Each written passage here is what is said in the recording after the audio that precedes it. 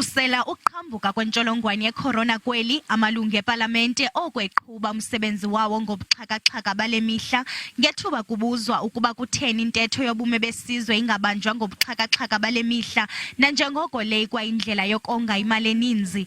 Usomlomo wepalamente unkosikazi Nosiviwe Mapisa-Nqakula uthe nanjengoko ipalamente ebisanda kutshiswa, amaqela ezopolitiko agqibe kwelokuba abonakalise umanyano ngeli xesha. That act was meant to disrupt the workings of Parliament.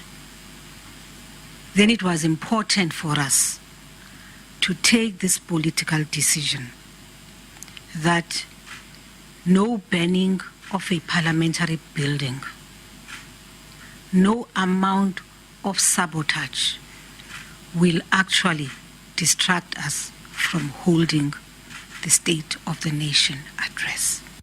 Kubekelwe bucala imali efikelela kwizigidi ezine zerandi kulungiselelwa lo msitho, ingxoxo-mpikiswano ngale ntetho kunye neseshoni yokuphendula imibuzo kamongameli Cyril Ramaphosa.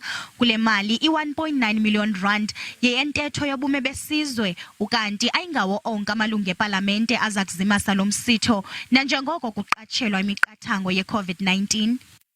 Proportional representation of political parties was a key consideration in allocating seats for members of Parliament.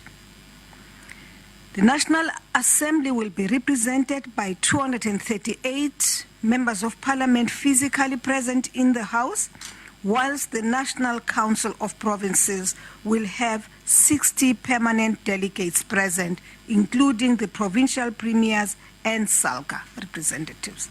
Phakathi kwendwendwe sezivumile ukuba ziza kuzimasa lo msitho ngobesakuba ngumongameli welu Mnumzana Thabo Mbeki, obesakuba ngusekela mongameli unkosikazi Phumzile Mlambo-Ngcuka kunye nabebesakuba ngosomlomo epalamente unkosikazi Baleka Mbethe kunye nogqirha Frini Jinwala.